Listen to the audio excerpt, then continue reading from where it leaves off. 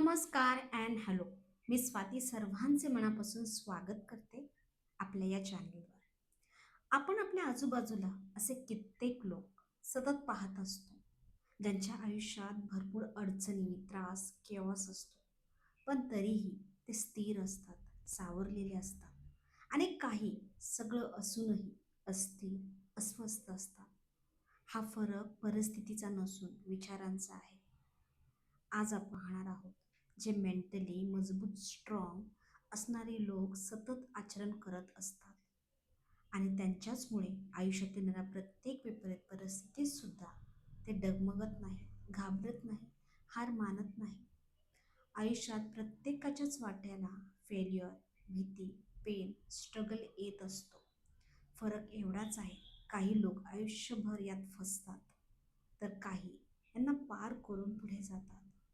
मजबूत लोक परिस्थितीच्या अधीन होत नाही, तर परिस्थितीला आपल्या दिशेने वळवून घेतात आणि स्वतःचे स्ट्रॉंग निर्णय घेतात. स्वतःला मेंटली स्ट्रॉंग करण्याच्या प्रवासातील 10 अशा कोणत्या गोष्टी आहेत ज्याचा तुम्ही विचार केला किंवा सवयी म्हणून जर अंगीकारल्या तर तुम्ही स्वतःला आणखीन मजबूत फील करताल आणि तुमची ही पॉवर तुमच्यापासून कोणीही हिरावून घेऊ शकणार नाही.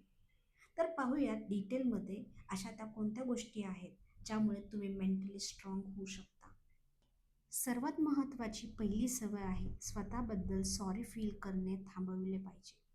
स्वतःवर दया करणे मुळात तुम्हाला डिस्ट्रक्टिव्ह बनवते. तुमच्यातील क्रिएटिव्हिटी पूर्णपणे संपवते. कारण तुम्ही सतत स्वतःला बिचारी समजता, जिच्यासोबत जगातील सर्वात मोठा अन्याय झाला आहे जणू काही. आपण सगळेच त्रास, दुःख अनुभवतो. त्याबद्दल वाईट वाटणे अगदी साहजिक आहे आणि ते गरजेचे पण आहे काही अंशी.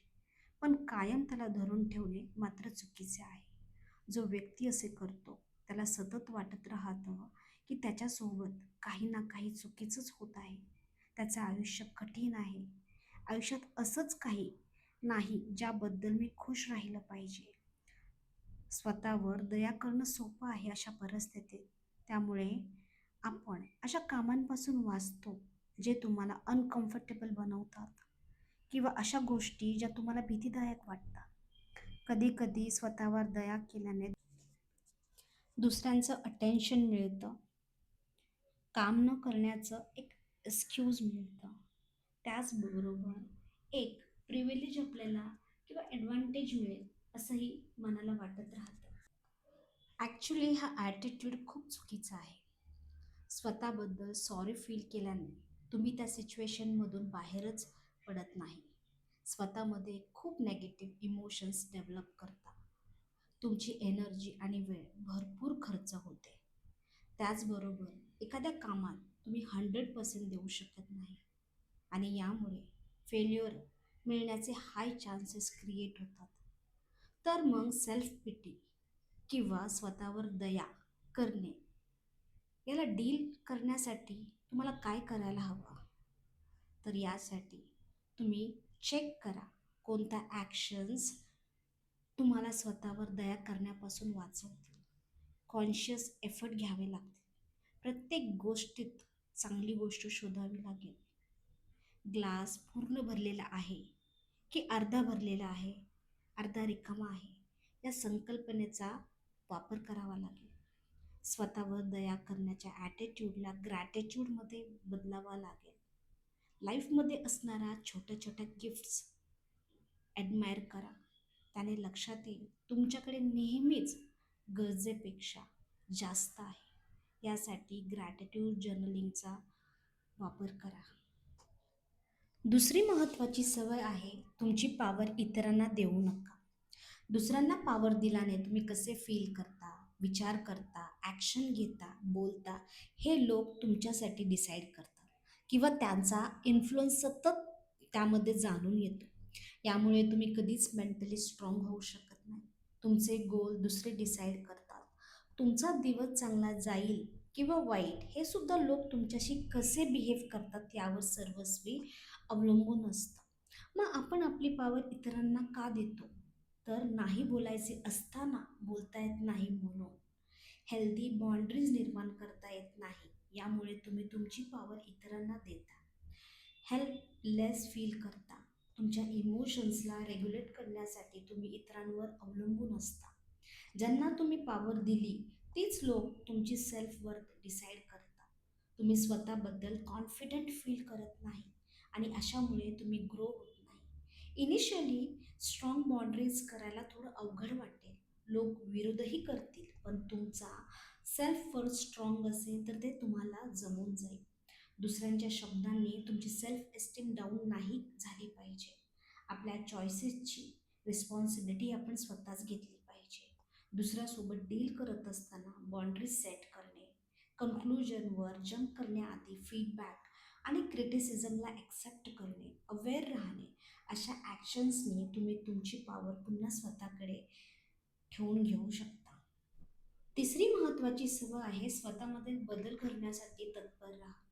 काही बदल स्वतःमध्ये करायचा असतो, त्यावेळेस काही गोष्टी सोडाव्या लागतात आणि ते सोडणं अतिशय गरजेचं आहे. इनिशियली ते सोडणं तुमच्यासाठी पेनफुल असू शकतं, पण तुम्ही चेंज नाही केलं तर फिजिकली हेल्थ खराब होऊ शकते. त्याचबरोबर मेंटल हेल्थवरही याचा परिणाम होतो, जसं की लाईफ बोरिंग व्हायला सुरुवात होते. यामुळे चांगलं लाईफ एक्सपिरियन्स नाही करता येत. तुम्ही मागे पडायला लागता. जोपर्यंत तुम्ही लाईफ हॅबिट्स बदलत नाहीत, तोपर्यंत चेंज घडणारच नाही मुळी. जितकं चेंज व्हायला तुम्ही घाबरता, तितकं चेंज होणं कठीण होऊन जातं. आणि कोणालाही अशा माणसासोबत राहायला आवडणार नाही, जो इम्प्रूव्हमेंटसाठी तयार नाही, ज्याला स्वतःचे प्रॉब्लेम्स सॉल्व्ह करणे जमत नाही. आपल्याला जमायला हवं. चेंज होण्यासाठी कधीच परफेक्ट वेळ येत नाही. ती या क्षणामध्ये आहे आणि या क्षणापासून ॲक्सेप्ट करणं खूप महत्त्वाचं आहे. कारण या सृष्टीमध्ये बदल हीच अशी एक गोष्ट आहे जी कायम शाश्वत आहे, कॉन्स्टंट आहे. चेंज करण्यासाठी एक लिस्ट बनवा. त्याचे फायदे आणि तोट्यांचे व्यवस्थित आराखडा मांडा. मग डिसाईड करा तुम्हाला चेंज होणं किती गरजेचं आहे. ते एकदा क्लिअर झालं म्हणजेच तुमचा वाय क्लिअर झाला तर हाव आपोआप जमून येतो. असा प्लॅन बनवा जो फॉलो करायला तुम्हाला डिफिकल्ट वाटणार नाही. गोलला ओळखा, त्यांना छोट्या छोट्या सब गोल्समध्ये डिवाईड करा आणि तुमचा सक्सेस ट्रॅक करत चला. चौथी महत्त्वाची गोष्ट आहे की अशा गोष्टींवर फोकस करू नका ज्यावर तुमचा कोणताही कंट्रोल नाही. प्रत्येक गोष्टीवर कंट्रोल ठेवणे तुम्हाला प्रॉब्लेममध्ये टाकू शकतं. ज्या गोष्टींवर तुमचा कंट्रोल नाही, त्यावर विचार करून तुम्ही तुमची एनर्जी आणि टाईम दोन्हीही वायाला घालवता. यामुळे रिलेशन्स बिघडतात आणि तुम्ही कोणत्याही गोष्टी व्यवस्थितपणे मॅनेज करू शकत नाही. तुम्ही बॅलन्स करू शकता ज्यावेळेस तुम्हाला कोणत्या गोष्टी तुमच्या कंट्रोलमध्ये आहेत आणि कोणत्या गोष्टी नाही त्याची जाणीव असते. स्वतःचे फिअर आयडेंटिफाय करा. त्यामुळे अननेसेसरी गोष्टी कंट्रोल करण्यामध्ये तुमचे श्रम वायाला जाणार नाही. ज्या गोष्टींवर तुमचा कंट्रोल नाही त्याला मान्य करा आणि तुमचं बिहेवियर त्याप्रमाणे चेंज करत चला. उदाहरणार्थ जर तुम्ही ट्रॅफिकमध्ये फसला असाल त्यावेळेस ती सिच्युएशन तुमच्यामुळेच कंट्रोलमध्ये नाही हे मान्य करा आणि त्यावेळेस इतरांना म्हणजेच गव्हर्नमेंटला, लोकांना, ड्रायव्हिंगला, रूल्स आणि रेग्युलेशन्सना, रस्त्यांना दोष देऊन स्वतःला स्ट्रेसमध्ये टाकण्यापेक्षा त्या वेळेचा सदुपयोग करा. इम्पॉर्टंट कॉलिंग करा, म्युझिक ऐकण्यासाठी त्या वेळेचा वापर करा, ऑनलाईन मीटिंग्स कंडक्ट करा, बुक रीड करा. याने तुम्ही ज्या गोष्टी तुमच्या कंट्रोलमध्ये आहे त्यावर फोकस करता आणि तुम्ही गोष्टी व्यवस्थितपणे मॅनेज करता, स्ट्रेसमध्ये येत नाहीत. पाचवी महत्त्वाची सवय आहे तुमच्या भूतकाळात सतत डोकावू नका. तुम्ही सतत भूतकाळात रमता. त्याचं सर्वात मोठं कारण तुम्ही पुढे जाताल याची भीती वाटणे. भूतकाळात आपल्याला स्टक ठेवते. तुम्हाला गोष्टी धरून ठेवायला आवडतात, पण हे पॉसिबल नाही. वेळ सतत पुढे जात आहे, जग पुढे जात आहे, त्यामुळे तुम्हाला पण पुढे जावंच लागेल. कदाचित तुम्हाला वाटेल तुम्ही स्वार्थी आहात, कोणाला तरी धोका देत आहात आणि त्यामुळे तुम्ही कम्फर्टेबल होता भूतकाळाशी. भूतकाळात ड्वेल करण्याने प्रॉब्लेम सॉल्व्ह होत नाही, तर तो अधिक वाढतो कारण तुम्ही प्रेझेंटमध्ये असणाऱ्या संधी आणि चांगल्या गोष्टींकडे दुर्लक्ष करता. त्यामुळे तुमची पूर्ण क्षमता तुम्ही उपयोगातच आणत नाही. भूतकाळात घडलेल्या नकारात्मक गोष्टीमुळे तुमच्या आणखीन नेगेटिव्ह इमोशन्स वाढले जातात. यामुळे शरीरात देखील नेगेटिव्ह चेंजेस होतात. याचीच परिणती म्हणून हार्ट अटॅक, डायबिटीज, कॅन्सर सारख्या रोगाचे लक्षणं तुम्हाला तुमच्यामध्ये दिसू शकतात. पण जर आपण आपले विचार बदलले तर पास्टच्या नेगेटिव्ह लूपमधून सहज बाहेर पडू शकतो. त्यासाठी काही स्टेप्स तुम्ही घेऊ शकता. जसे भूतकाळाचा विचार करण्यासाठी एक टाइम फिक्स करा. कधी कधी भूतकाळाचा विचार करणे गरजेचं असतो, काही लर्निंगसाठी आणि लेसनसाठी. त्यामुळे एक टाइम फिक्स करा, ॲनालाइज करा. भूतकाळात सतत राहिल्याने तुम्ही तुमचं काय नुकसान करत आहात हे समजून घ्या. तसं केल्याने तुमचा फायदा होत आहे का? आपल्याला समजले पाहिजे पास्टला चेंज करणं अशक्य आहे, पण त्याला एक्सेप्ट करणं महत्त्वाचे आहे. त्याने आपण आपल्याला परमिशन देतो नेगेटिव्ह झोनमधून बाहेर येण्यासाठी. स्वतःला तुम्ही हे आव्हान देता की मी यातून बाहेर निघू शकते. तर नक्की एक्सपर्टची हेल्प करा जर तुम्हाला हे जमत नसेल तर स्वतःहून. पण भूतकाळातून बाहेर येणं अतिशय महत्त्वाचं आहे. मेंटली स्ट्रॉंग होण्याच्या जर्नीमध्ये 6वी महत्त्वाची सवय आहे सतत त्याच त्याच चुका करणे टाळले पाहिजे. एका प्रकारच्या चुका सातत्याने केल्याने तुम्ही तुमचे गोल्स नाही अचीव करू शकत. एकाच ठिकाणी तुम्ही अडकले जाता. याचं उत्तम उदाहरण आहे, भरपूर मेहनत करून एखादी व्यक्ती तिचे वजन कमी करते, पण कालांतराने पुन्हा त्याच वजनात येते. असं का? तर पुन्हा त्याच त्याच सवयीच्या वापराने. यामुळे फ्रस्ट्रेशन येऊ लागतो स्वतःच्या. याऐवजी तुम्हाला तुमच्या चुकांमधून शिकता आले पाहिजे. चुकांचे एक्सक्यूज शोधण्यापेक्षा त्यांची रिस्पॉन्सिबिलिटी घेता आली पाहिजे. त्या नॉलेजचा ॲप्लिकेशनमध्ये रूपांतर होऊन इम्प्रूव्हमेंट केली पाहिजे. जर खरंच तुम्हाला तुमच्या चुकांचा पासून बचाव करायचा असेल तर त्यामागचं रिझन काय होतं हे समजून घेतलं पाहिजे. विचार, बिहेवियर यांचं ॲनालिसिस केलं पाहिजे.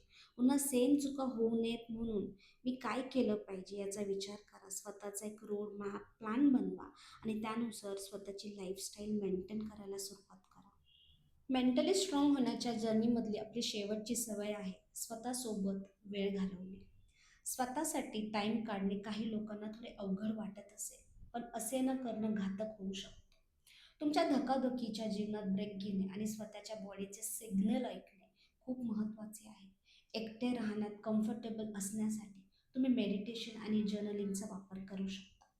यासाठी एक पर्टिक्युलर टाईम ठरवा. इतर कामांसारखं त्याला इम्पॉर्टन्स द्या. अपेक्षित आहे हे. टेक्नॉलॉजीमुळे एकटे राहणे अवघड वाटतं, पण कॉन्स्टंट डिस्ट्रॅक्शन आपल्या कामामध्ये डिस्टर्बन्स क्रिएट करतं. यामुळे स्ट्रेस आणि एन्झायटी सुरू होते. टेक्नॉलॉजीपासून ब्रेक घेणं खूप इम्पॉर्टंट आहे. वॉकवर जा यासाठी, ते सुद्धा विदाऊट फोन. बुक वाचा. एकटे राहणे म्हणजे फक्त घरात राहणे नव्हे, तर तुम्ही एकटे रेस्टॉरंटमध्ये जा, एखाद्या ॲडव्हेंचर ट्रिपवर जा, सोलो जा, एखाद्या शांत जागेला भेट द्या, एखाद्या रिसर्च सेंटरला व्हिजिट करा. जे लोक शांत आणि एकटे असतात त्यांचा कामात परफॉर्मन्स पण उत्तम असतो इतरांच्या तुलनेत. मल्टीटास्किंग अवॉइड करा. एका वेळी एकाच कामात माइंडफुलने प्रेझेंट राहा. आपल्या मेंटल स्ट्रेंथ आणि वीकनेसवर फोकस करा आणि पहा तुम्ही कुठे बेटर होऊ शकाल. स्वतःला ॲडवाईज करा. आपल्या बिहेवियरला मॉनिटर करा. तुमचे इमोशन्सला रेग्युलेट करा. पहा कधी तुम्ही असे काय करता अनअवेअरली जे तुम्हाला मेंटली वीक बनवत आहे. या सर्व हॅबिट्सला विचारांनी आणि बिहेवियरनी चेंज करा. तुमच्या इररॅशनल विचारांना रिअलिस्टिक विचारांमध्ये बदला, ज्याने रिझल्ट अचीव करणे सिंपल होऊन जाईल. स्वतःच्या झोपेची, जेवणाची, लाईफस्टाईलची, या सगळ्या सवयींची विशेष काळजी घ्या. त्याचबरोबर अशा लोकांना सराउंड करा जे तुम्हाला मेंटली स्ट्रॉंग आणि सकारात्मक दृष्टिकोन देतात. जेव्हा तुम्ही मेंटली स्ट्रॉंग होता तेव्हा तुम्ही स्वतःचे बेस्ट व्हर्जन बनत राहता. चांगले करण्याचे धाडस तुमच्यामध्ये आपसूक येते आणि स्वतःशी कम्फर्ट बनवता, ज्याने तुम्ही काहीही अचीव करू शकता. सो सो आज या व्हिडिओमध्ये आपण अशा 7 इम्पॉर्टंट सवयी पाहिल्या ज्यामुळे तुम्ही मेंटली स्ट्रॉंग होऊ शकता आणि तुम्हाला जे काही हवं आहे ते इझिली अचीव करू शकता. तुमच्या आणखीन काही जर सवयी असतील ज्याने तुम्ही मेंटली स्वतःला स्ट्रॉंग फील करत असाल तर त्या नक्की कमेंट बॉक्समध्ये लिहा. त्याने अजून अवेअरनेस कम्युनिटीमध्ये वाढत जाईल. आणि जर तुम्हाला हा व्हिडिओ आवडला असेल तर नक्की तुमच्या जवळच्या लोकांसोबत शेअर करा. चॅनेलवर नवीन असाल तर चॅनेलला सबस्क्राईब करा. त्याने आणखी मला स्टडी करून तुमच्यासाठी सुंदर सुंदर विषय घेऊन व्हिडिओ बनवायला आवडेल. आज इथेच थांबूयात. लवकरच भेटूयात एका नवीन व्हिडिओमध्ये एका नवीन विषयासोबत. तोपर्यंत स्वतःची, स्वतःच्या मनाची आणि भावनांची विशेष काळजी घ्या.